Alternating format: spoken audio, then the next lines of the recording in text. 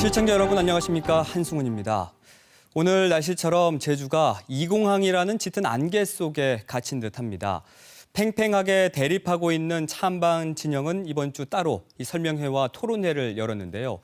내일은 반대 측 촛불 집회가, 다음 주엔 찬성 측 집회가 예고돼 있습니다.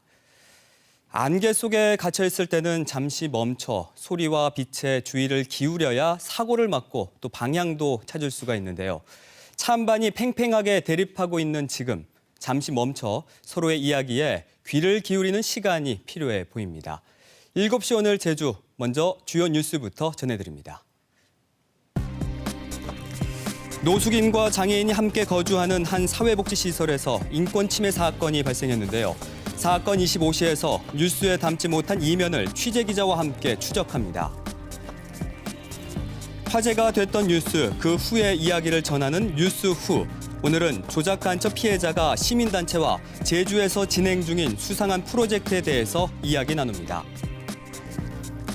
거친 풍토 속에서도 아름다운 문화를 만들어온 제주 사람들의 삶의 이야기를 만나는 탐나는 사람에선 산지천 지킴이 김재만 할아버지를 만나봅니다.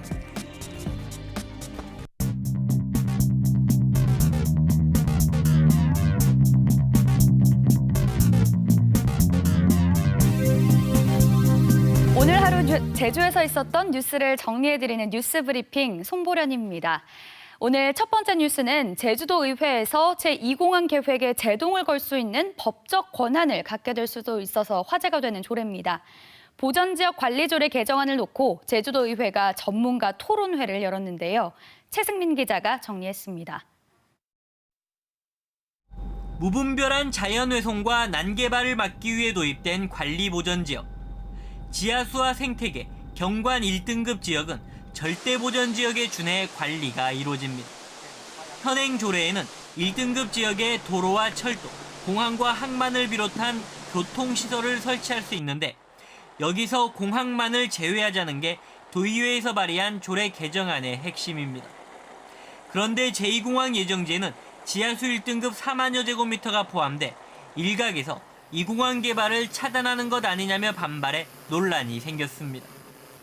전문가 토론에선 문제 없다는 의견이 나왔습니다.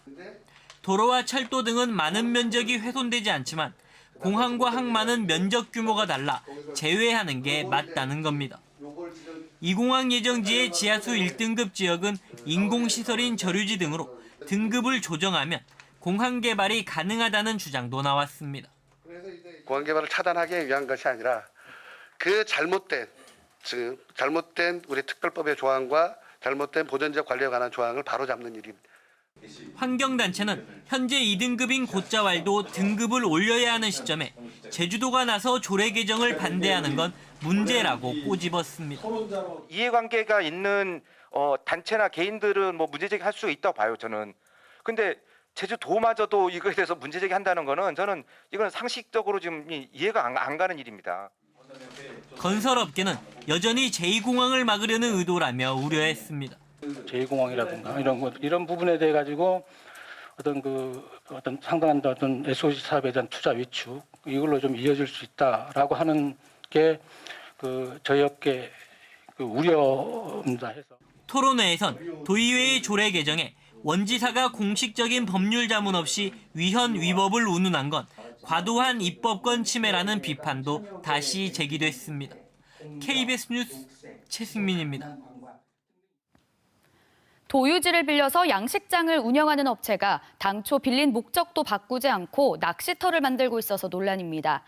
공유 재산이 도내 곳곳에 있지만 체계적인 관리는 이처럼 이루어지지 않고 있습니다. 김가람 기자의 보도입니다. 양식장업을 목적으로 민간에 빌려준 도유지입니다. 그런데 주변에는 양식장과 어울리지 않는 건축물과 공사 자재들이 널려 있습니다. 양식장 측에서 낚시터를 만들고 있는 건데 문제는 대부 목적을 보면 여전히 양식장업이라는 겁니다. 공개 입찰을 거쳐 새로운 대부 계약을 맺어야 하지만 이런 절차 없이 낚시터를 조성하고 있는 겁니다. 낚시터 굳이 용도로 사용할 거 아니냐. 그러니까 일단 자기는 양식장을 위해서 사무실을 쓰는 거라 그런 식으로 나오니까 저희는 이거를 막을 방법이 없는. 양식장 측은 대부 목적을 바꾸지 않고도 낚시터업이 가능할 것으로 판단해 공사를 진행했던 것이라며 마을의 명의로 수의 계약을 맺는 방안을 추진하고 있다고 해명했습니다. 이런 가운데 이처럼 도내 곳곳에 산적한 공유지를 전문적으로 관리하고 담당하는 주체가 없는 것도 문제로 꼽힙니다. 읍면 지역 공유재산은 읍면사무소가 관리하고 있는데 조천읍 공유재산만 모두 1,400여 건에 달하는데도 관리 인원은 3명에 불과합니다. 대부 권한도 읍면사무소가 갖고 있다 보니 체계적인 관리가 어렵다는 지적입니다. 도민의 공익을 위해서 써야 되는 곳인데 이런 것들이 사익을 위해서 쓰이는 경우가 빈번히 나타나고 있고 그렇게 변질되는 상황들이 있기 때문에 공공재산인 도유지를 통합적으로 관리해 점검하면서 공익에 기여할 방안을 마련해야 할 시점입니다. KBS 뉴스 김가나입니다. 고등학교에서 학생회가 전통교육을 명목으로 후배 학생들에게 얼차려를 주는 현장 어제 이 시간에 전해드렸는데요. 당시 개선을 요구하는 학생들의 목소리도 있었다는데 학교 측은 어떻게 대응했을까요? 박천수 기자가 취재했습니다. 한 고교 학생회의 전통교육 시간. 학생들이 운동장에 모여 학생회의 지시에 오와 열을 맞추고 교장과 교사들은 운동장 밖에서 이 현장을 지켜봅니다. 한 교사는 학생회의 얼차려 현장 사이를 지나가기도 합니다. 문제는 이후 학교 측의 대응입니다. 학생회의 폭언과 가혹행위 지시는 학생 인권 침해라며 일부 학생들이 교장실을 찾은 건 지난달. 개선을 요구하는 호소문까지 전달했지만 학생 지도 담당 교사 등과의 면담만 있었을 뿐이라는 겁니다. 학교 내부에서부터 조용조용하게 넘어가서 잘 해결해 보려는 의도가 있었는데 그런 의도에서 찾아왔지만은 결과적으로는 그렇게 크게 달라진 점은 없었습니다. KBS가 취재에 들어가서야 학교 측은 전교생을 대상으로 인권교육을 하겠다고 해명합니다. 전체 학생들 교통 예방 교육 할 때 있거든요. 그럴 때 전체적 학생들 앞에서 절대 있어는 안 된다고 제가 강력하게 얘기를 할 거고요. 학교 측은 당시 얼차려 장면을 목격했을 땐 제지했다고 밝혔지만 적극적인 조처였다고 보기엔 아쉬운 대목입니다. 교사들이 더 먼저 이런 인권의식이 깨야 되고 이 속에서 이런 문제를 먼저 나서서 해결돼야 됨에 불구하고 방관적으로 있다는 것에서는 좀 아쉬움이. 학생 인권이 전통이라는 관행에 가려진 건 아닌지 되새겨볼 대목입니다. KBS 뉴스 박천수입니다. 이 보도와 관련해 제주도교육청이 해당 학교에 대책을 권고했습니다. 교육청은 오늘 해당 학교를 방문해 학생회 교육 당시 학생 폭행에 대한 실태를 이른 시일 내에 조사하고 모든 학교 구성원들에게 인권교육을 권고했다고 밝혔습니다. 또 관행 전통이라는 이름의 인권 침해적 학교 문화를 모니터링해 개선해갈 계획이라고 설명했습니다.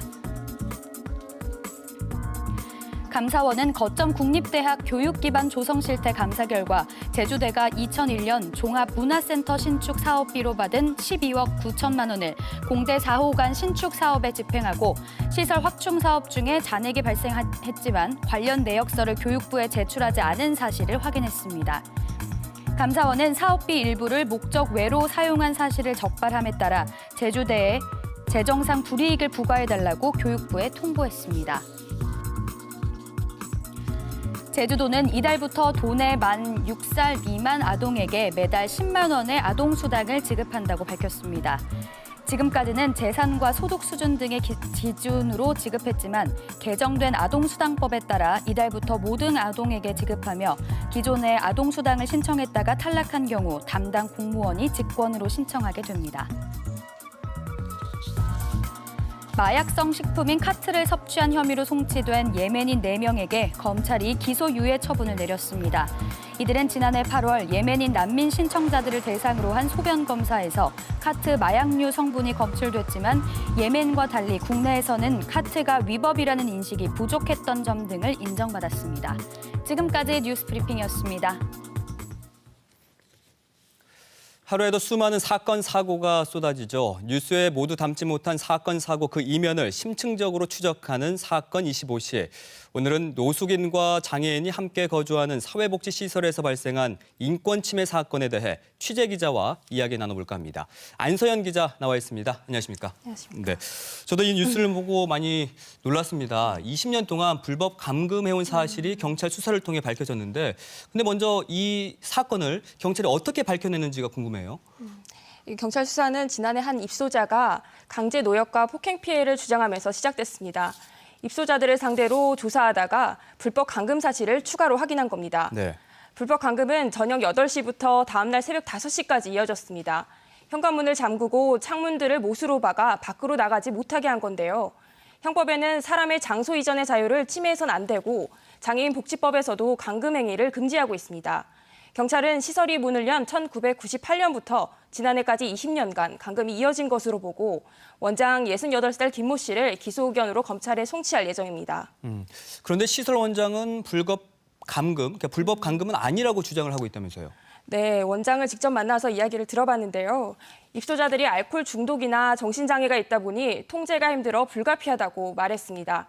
대신 위급 상황 때 입소자가 벨을 누르거나 전화를 하면 직원이 자다가 나온다는 건데요. 보통 복지시설의 경우 야간 시간에도 종사자들이 2교대나 3교대로 근무하며 생활지도를 하는 게 일반적인데 해당 시설은 야간 근무를 서지도 않고 문과 창문을 잠근 겁니다. 상식적으로 납득이 안 가는데요. 그런데 만약에 원장의 해명이 맞다면 형법상 감금죄로 처벌을 받을 수가 있는 겁니까? 네, 지금 경찰이 이번 사건을 수사하면서 고민했던 부분이 바로 그 대목인데요. 과거 불황인 수용시설이었던 부산 형제복지원에서 입소자들을 불법 감금한 혐의로 원장이 재판에 넘겨졌지만 31년 전에는 무죄 판결이 났습니다. 그런데 지난해 11월 대검찰청이 판결이 잘못됐다며 비상상고를 신청했습니다. 수용자들의 신체 이전의 자유를 침해했다고 보고 대법원에 재규명을 요구한 건데요. 경찰은 이번 사건 역시 법적 처벌이 필요하다고 판단하고 있습니다. 그런데 해당 복지시설의 문제가 이뿐만이 아니라면서요. 네, 취재 과정에서 놀라운 사실을 발견했는데요. 국가인권위원회에 문의했더니 시설과 관련해 인권 침해로 접수된 진정만 11건이었습니다. 해당 시설에선 2012년엔 입소자 사이 폭행 사망 사건, 2013년엔 성추행 사건도 있었습니다. 시설 원장이 종교인인데 매일 7시간씩 종교활동을 시킨 사실도 추가로 확인됐습니다. 또 원장 김 씨가 2010년 직원들의 시간의 수당을 허위로 청구해 보조금 1,200만 원을 횡령한 사실도 경찰 수사에서 드러났습니다. 그런데 이 시설이 서귀포 시립으로 운영이 되고 있는데 행정에서는 왜 이걸 몰랐을까요? 네, 점검이 형식적이기 때문인데요. 서귀포시는 해당 시설을 해마다 2차례씩 점검했지만 서류로만 하다 보니 실태를 제대로 파악하지 못했습니다. 복지시설 인권 침해와 관련해선 보건복지부가 도가니 사건 이후 2011년부터 모든 장애인 거주시설을 대상으로 3년에 한 번씩 전수조사를 하도록 했지만 해당 시설은 대상에서 제외됐습니다. 장애인이 함께 있지만 노숙인 생활시설로만 지정됐다는 이유에서였는데요. 사실 장애인과 노숙인이 함께 거주하고 있는 전부터가 의문이 듭니다. 여성 지적장애인이 알코올 중독 판정을 받은 남성과 함께 있어도 법적 문제가 없다는 게 서귀포시 설명입니다. 갈 곳이 없는 장애인도 노숙인으로 볼 수 있다는 이유에서입니다. 이와 관련해서 서귀포시가 후속 대책을 발표했죠. 네. 서귀포시는 감금 장치를 철거하고 일부 장애인을 다른 시설로 옮기도록 했습니다. 앞으로 시설 원장에 대한 혐의가 인정되면 시설장 교체 등 행정처분도 내릴 예정이라고 밝혔고요. 또 인권 전문가와 시설 종사자, 입소자로 구성된 인권 지킴이단과 함께 개선 방안을 마련하겠다고 밝혔습니다. 네, 앞으로 재발 방지 방안을 제대로 시행할지 좀 더 지켜봐야 될 것 같습니다. 안서연 기자, 오늘 소식 고맙습니다. 네.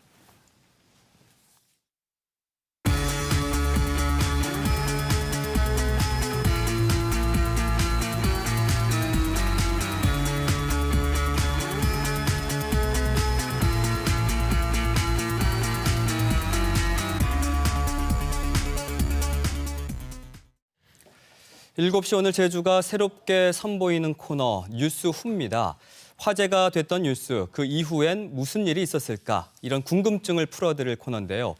2년 전 여름 간첩죄로 억울한 옥살이를 했던 제주도민 강광보 씨가 31년 만에 재심 끝에 무죄 판결을 받았습니다. 먼저 어떤 사연인지 당시 뉴스부터 함께 보시죠. 일본에서 18년을 살다 1979년 고향 제주로 돌아온 강광보 씨는 곧바로 경찰에 체포됐습니다. 소총련의 지령으로 군사기밀을 수집했다며 간첩 혐의를 받았습니다. 강 씨는 곧 풀려났지만 7년 뒤 다시 군 보안대에 끌려가 수십일 동안 갖은 고문을 당했고 1986년 법원에서 7년형을 선고받았습니다. 내가 세뇌가 되더라고. 사람 보는 자체도 두렵고 무섭고 그래요. 그러니까 하다 보니까 마음 자체도 막 나중에는 약해지고 뭐. 강 씨는 2013년 재심을 청구했고 제주지방법원은 재심에서 강 씨에게 무죄를 선고했습니다. 재판부는 강 씨가 불법 구금된 상태에서 조사를 받았고 고문 정황이 있어 자백에 의한 진술을 유죄의 증거로 삼을 수 없다고 밝혔습니다. 자기 기관들의 실적들을 조금 더 올리고 그 기관들의 실적을 토대로 해서 기관이 더 좀 우월하게 보이기 위해서 경쟁적으로 간첩들을 잡아야 할 때거든요. 31년 만에 누명을 벗은 강 씨는 불법 구금과 고문을 자행한 군과 경찰, 정보당국을 상대로 손해배상을 청구할 계획입니다. 지나간 일을 계속 떠오르더라고. 내가 일본에서 생활했던 거, 가족들 내려와가지고 고생했던 거, 그런 생각을 하니까 잠이 안 들더라고. KBS 뉴스 유승용입니다. 2년 전 뉴스에 나왔던 두 분이 지금 제주에서 수상한 프로젝트를 추진 중이라고 해서 오늘 이 자리에 모셨습니다. 제 오른쪽에는 오늘 뉴스 후의 주인공인 조작간첩 사건 피해자 강광보 씨 나오셨습니다. 안녕하십니까? 안녕하세요. 네. 자, 그리고 제 왼쪽에는 이 국가폭력 피해자들의 진실을 찾고 상처를 치유하기 위한 시민단체 지금 여기에의 변상철 사무국장 나오셨습니다. 안녕하십니까? 안녕하십니까? 네, 어서 오십시오. 자, 먼저 강 선생님께 여쭙겠습니다. 조금 전에 2년 전 뉴스를 보셨는데 감회가 어떠십니까? 새삼스럽고요. 제가 재심을 통해 무죄를 받았으나 관계 기관이나 국가로부터 사과를 못 받았고요. 지금으로서는 저에게 달라진 거 하나도 없습니다. 2년 전과 지금 달라진 게 하나도 없다 이런 말씀이신데 당시 뉴스에서 불법 구금과 고문을 자행한 군과 경찰 또 정보당국을 상대로 손해배상 청구를 하겠다고 하셨거든요. 혹시 결과는 어떻게 나왔나요? 그것이 작년에 우리가 신청을 했고요. 그것이 지금 잘 마무리되고 있으며 그 국가로부터 사과는 지금 받지를 못받고 있습니다. 그러니까 이 소송으로 인해서 지금 손해배상금은 받으셨고, 근데 이제 진심 어린 사과는 아직 받지 못하신 거죠.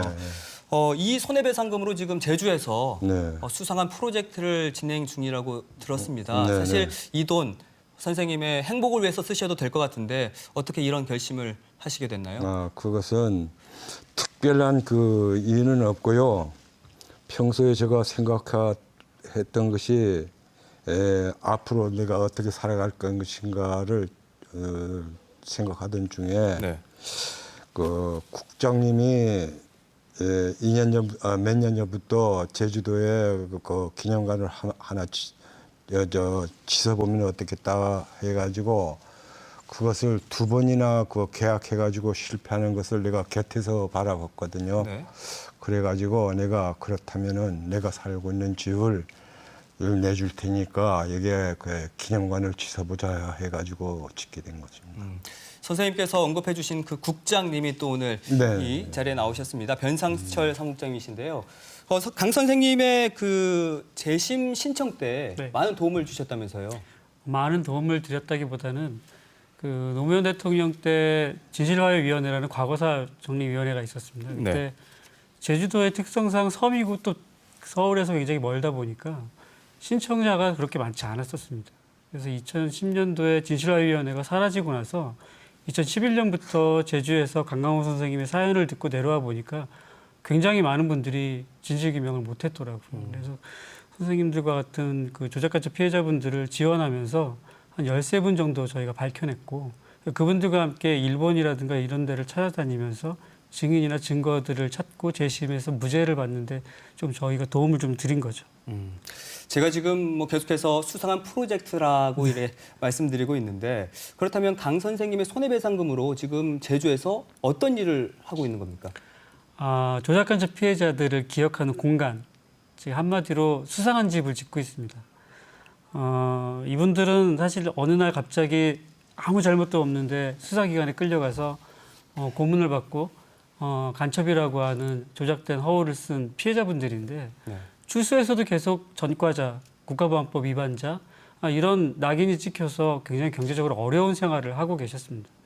그럼에도 불구하고 자신들의 진실규명을 위해서 포기하지 않고 삶을 끝까지 지속해 나가는 이러한 힘, 이게 과연 뭘까라고 생각을 했고, 이러한 힘들을 시민들하고 좀 나눴으면 좋겠다 그런 생각을 좀 했었습니다. 그런 중에 강보 선생님에게 그런 이야기를 좀 전해드렸더니 흔쾌히 그러면 우리 집 공간에다가 그런 걸 지어보면 어떻겠느냐라고 말씀을 해주셔서 이 프로젝트가 시작되게 된 것입니다. 수상한 프로젝트가 그러니까 수상한 집을 짓고 있다는 건데 네, 그렇습니다. 이것도 역시 수상한이 들어가요. 왜 이 수상한 집이라고 했을까 이름이 궁금한데 사실 수상한이라는 게 좀 의심스러울 때 쓰는 표현 아니겠습니까? 맞습니다.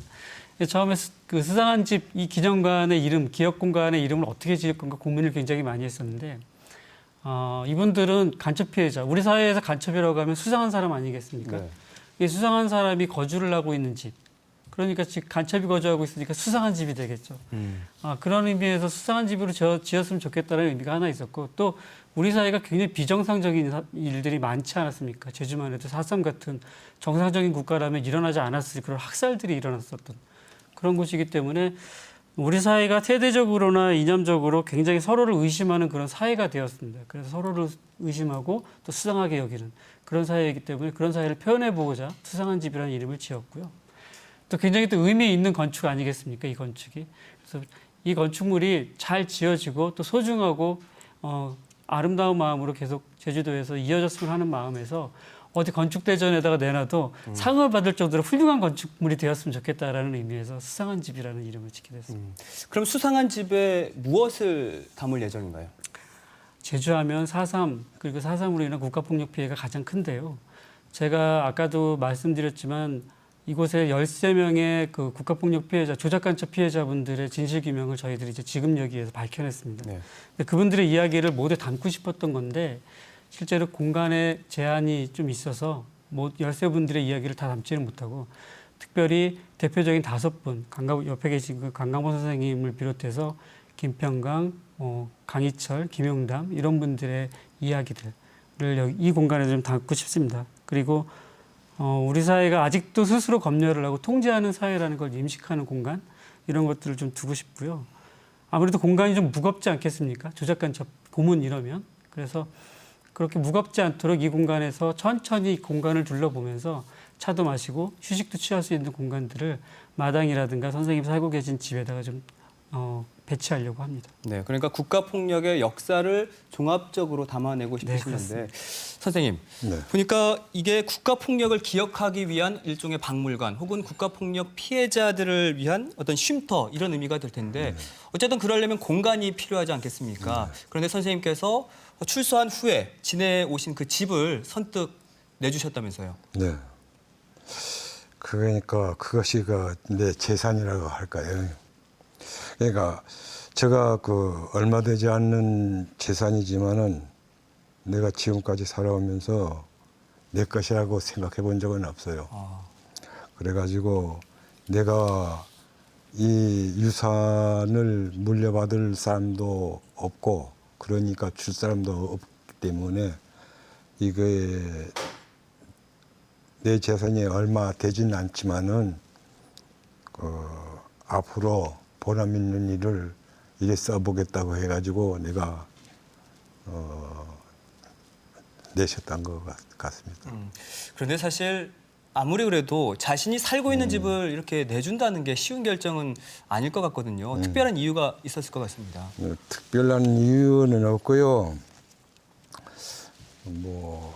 평소에 제가 그렇게 쭉 그렇게 생각해 왔던 것을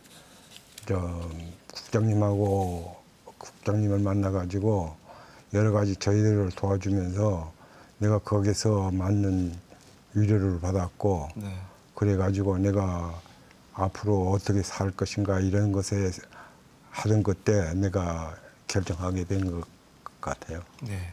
사무국장님, 이렇게 선생님이 진정성 있는 마음으로 선뜻 집을 내주셨는데 그럼 이렇게 지금 진행되고 있는 수상한 집 언제쯤이면 우리가 좀 만나볼 수가 있을까요? 굉장히 소중한 공간이고 처음 하는 프로젝트라도 좀 잘 됐으면 하는 마음이라서 좀 더디게 진행되고 있는 건 사실입니다. 그래서 아마 5월 중에 내부 공사나 전시 공사가 완료되면 저희가 6월 중순경에는 수상한 집을 시민들에게 보여드릴 수 있지 않을까 지금 생각하고 있습니다. 그리고 이게 뭐 일회성이 아니지 않겠습니까? 앞으로 뭐 지속 가능한 그런 운영이 돼야 할 텐데 앞으로 이 수상한 집 어떻게 운영해 나갈 계획이신지요? 전시 공간이라든가 건축비는 지금 선생님께서 국가로부터 받은 배상금을 흔쾌히 내주셨지만 실제로 전시를 하고 하는데 굉장히 많은 비용들이 좀 부족했습니다. 그래서 이 부족한 비용을 어떻게 할까 하다가 소셜 펀딩이라고 하는 걸 좀 생각해 봤는데 마침 인터넷 매체였던 오마이뉴스에서 그런 소셜 펀딩을 그럼 모금해보자라고 해서 그것을 이제 전시기금 모금을 해봤는데 기간이 목표액이 절반도 기간이 지나지 않아서 목표액을 채우게 되었어요. 그걸 보면서 이런 공간에 대한 기업 공간에 대한 국민들의 관심과 지지가 굉장했구나라고 하는 것을 느꼈고요. 또 이 자리를 빌어서 또 그렇게 많이 후원에 참여해 주신 분들에게 진심으로 감사의 말씀도 드리고 싶습니다. 그렇고 사실 이것이 이제 제주도에서 지어지게 되면 사실 건물만 달랑 지어졌다고 해가지고 이게 운영될 수 있는 건 아니기 때문에 앞으로 지속 가능하기 위해서는 저희가 여기에다가 기념관 후에 카페라든가 게스트하우스를 통해서 수익 사업을 계속 발생시켜서 자생적으로 자립적으로 이 공간을 운영해 나갈 생각입니다. 네. 강강원 선생님, 이제 이 수상한 집이 빠르면 5월 말, 또 어쨌든 6월이면 우리가 만나볼 수가 있을 텐데 어떤 분들이 이 수상한 집에 좀 찾아오셨으면 좋겠습니까? 특별한 사람이 아니고 이웃에 사는 분들이나 모든 사람들이 찾아와 가지고 과거에 그 국가 기관으로 국가 권력으로의 피해를 입은 사람들을 와가지고 기억할 수 있는 사람, 기억해 줄 수 있는 사람들이 찾아왔으면 감사하겠습니다. 네, 알겠습니다. 수상한 집이 제주에 만들어지는 건 만들어진 간첩, 즉 조작 간첩이 제주에 유독 많기 때문인데요. 제주 4.3을 바로잡지 못하면서 아픈 역사가 반복된 결과겠죠. 그렇기에 만들어진 간첩을 기억하는 일은 우리의 일그러진 역사를 바로 보는 한 걸음이 될 겁니다. 많은 분들이 수상한 집을 찾아 응원해 주시길 바랍니다. 두 분의 건강도 빌겠습니다. 오늘 나와주셔서 고맙습니다. 감사합니다. 네, 고맙습니다. 고맙습니다.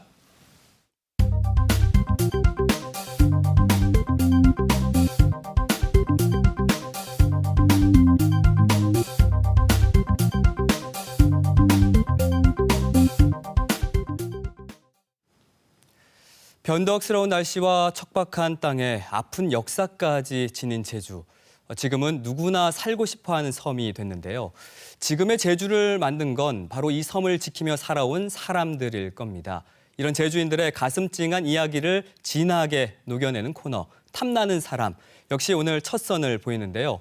오늘은 제주시 원도심을 통과해 제주항으로 흘러가는 산지천을 내 몸처럼 아끼는 할아버지 한 분을 만나보려 합니다. 행정기관의 무관심에 17년째 스스로 산지천을 가꾸고 있는 김재만 씨를 함께 만나보시죠.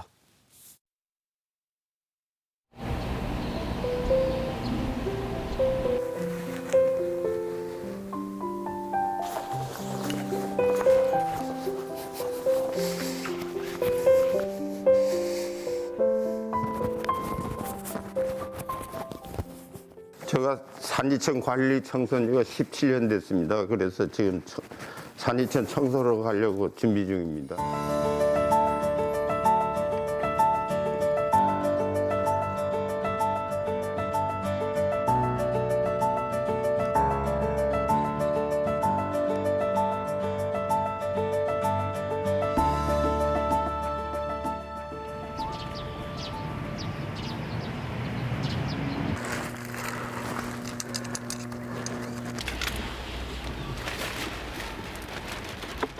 맨날 치워도 이렇게 버리니 이거 어떻게 하면 됩니까 이거?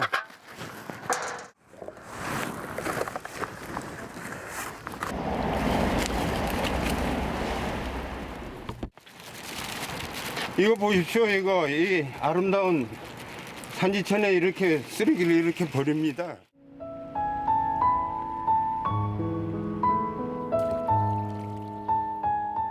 밑에는 버리고 돌은 미끄럽고 위험한 적도 한두 번 아닌데 그렇지만 할 사람이 없는데 내가 아니면 누가 하랴 그런 심정으로 하고 있습니다.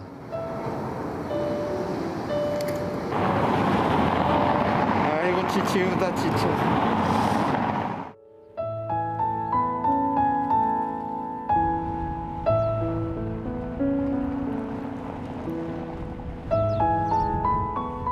(1965년부터) (67년) 사이에 여기 건물을 짓게 됐습니다. 그래가지고 복개해가지고 건물을 짓게 됐는데, 그 후로부터는 제주도 전 도민이 동문 로터리 가면 없는 물건 없이 다 구입할 수 있고 싸고 참 좋은 꽃이라 해가지고 호황을 97년도까지 누볐습니다. 장사할 때 돈도 좀 벌었고요, 솔직하게.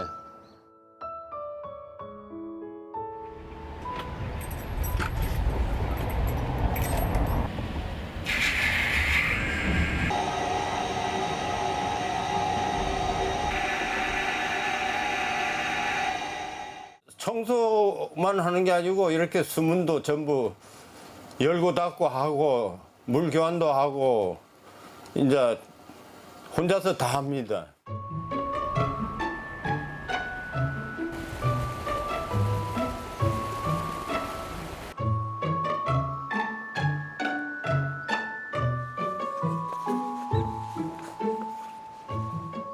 야, 이거 보세요. 이거 장난이 아니지 않을까. 음식물들을 이렇게 와서 버려버리니까 청소를 안 할 수가 없어요. 매일 해야 버리니까.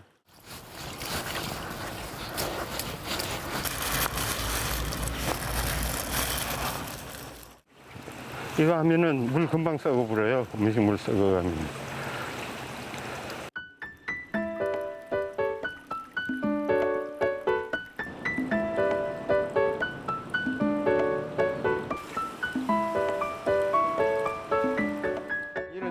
개발을 해가지고 여기 물을 많이 나오게 해가지고 여기를 하면은 물도 깨끗하고 분수해도 분수 냄새도 안 나고 깨끗해질 것 같습니다.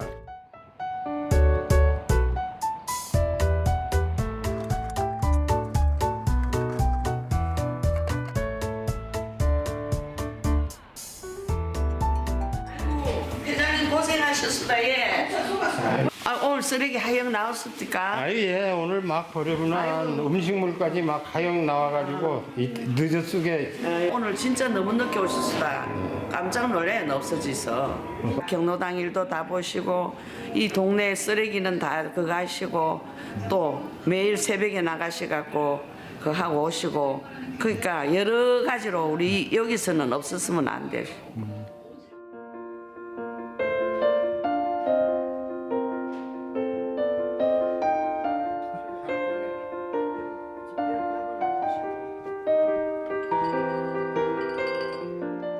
(76세인데) 이제 앞으로 20년 되면 80세 되는데 그때까지 할 수 있을까 하고 걱정인데, 뭐 몸이 안 따르고 뭐 했을 때는 더 그만둬야죠.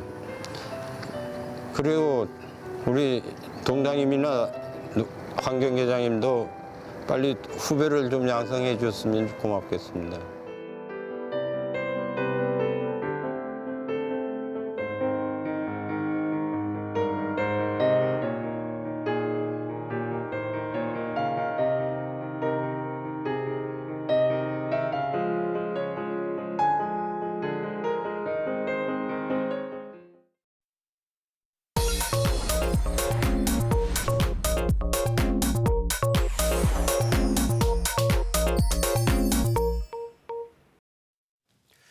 내년 21대 총선이 1년도 채 남지 않았습니다. 내가 뽑은 국회의원들이 그동안 제대로 일해왔는지 궁금하실 텐데요.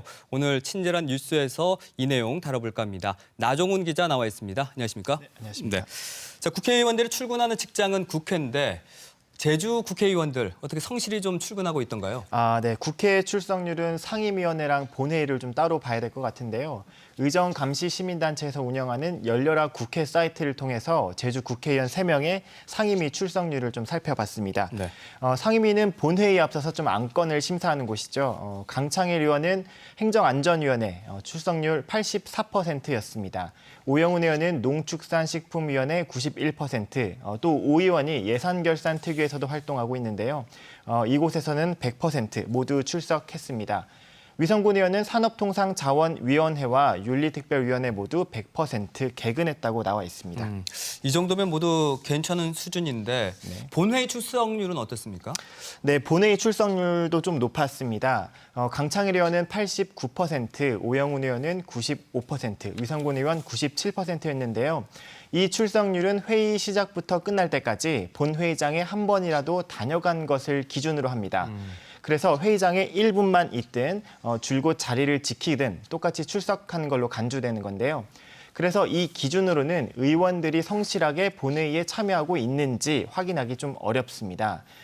그래서 제가 20대 국회 출범 이후 지금까지 121차례 열린 본회의 회의록을 모두 들여다봤습니다. 국회 회의록을 보면 산회 시 재석 의원 명단이 있는데요. 말 그대로 본회의가 끝날 때까지 자리를 지킨 의원들의 명단입니다.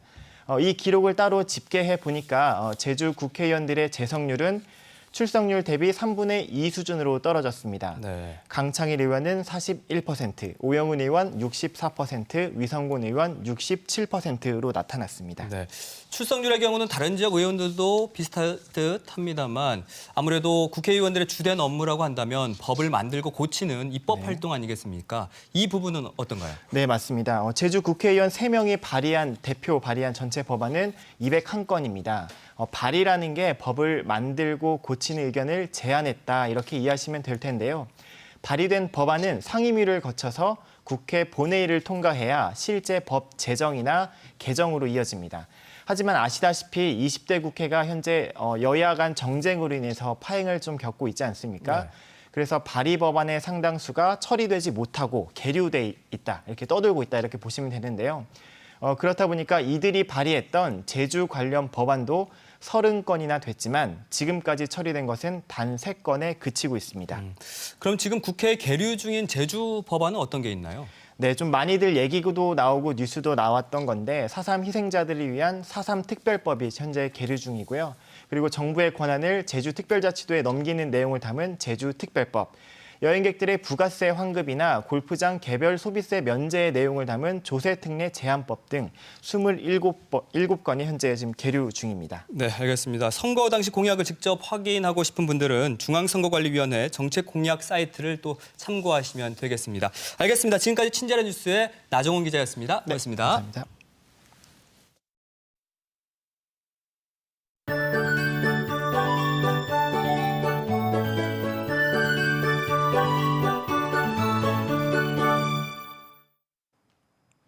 오늘 퇴근길은 흐린 하늘을 보이는 가운데 밤사이 산지에 비가 조금 오겠고 북동부 지역에는 내일 새벽까지 산발적으로 빗방울이 떨어지기도 하겠습니다. 내일은 북서쪽에서 찬 공기가 유입되면서 기온이 더 떨어지겠는데요. 아침 기온은 11에서 13도로 출발해 오늘보다 2에서 3도 정도 낮아 쌀쌀하겠고 한낮은 19도까지 오르겠습니다. 옷차림 신경 쓰시고 감기 조심하셔야겠습니다. 내일 아침 교통안전에도 유의하셔야겠는데요. 짙은 안개로 인해 이슬비가 내리고 가시거리가 짧은 구간도 있겠습니다. 내일도 하늘엔 구름이 많이 지나겠고 대기 확산이 원활해서 미세먼지 농도는 보통 수준 나타내겠습니다. 내일의 기온과 해상 날씨 살펴보겠습니다. 내일 아침 기온 11에서 13도 분포로 오늘보다 2도 이상 낮겠고 낮 기온도 19도까지 올라 오늘보다 다소 낮겠습니다. 내일 바다의 물결은 제주도 앞바다에서 최고 2.5m로 높게 일겠고요. 제주도 남쪽 먼바다의 물결도 최고 3m까지 높게 일겠습니다. 내일 오후부터 제주도 남쪽 먼바다를 중심으로 바람이 강하게 불고 물결도 높게 일겠으니 해상 활동하실 때 주의하셔야겠습니다. 주간 날씨입니다. 다음 주 월요일에 비 소식 있겠고요. 기온은 점차 오름세를 보이겠습니다. 날씨였습니다. 추위를 피해 축산진흥원으로 갔던 제주마가 제주시 용강동 방목지로 이동했습니다. 제주마들이 넓은 벌판에서 뛰어다니는 모습을 10월까지 볼 수 있을 텐데요. 이번 주말에는 고사리 축제도 열립니다. 봄이 점점 무르익고 있는데요. 이번 주말 자연 속에서 지친 마음을 내려놓는 것도 좋겠습니다. 오늘 9시 제주뉴스에서는 LNG 배관 공사가 중단되는 등 곳곳에서 잡음이 일고 있다는 시청자 뉴스도 전해드립니다. 많은 시청 부탁드리고요. 7시 오늘 제주, 오늘은 여기서 인사드립니다. 다음 주 월요일에 다시 뵙겠습니다. 시청해주신 여러분 고맙습니다.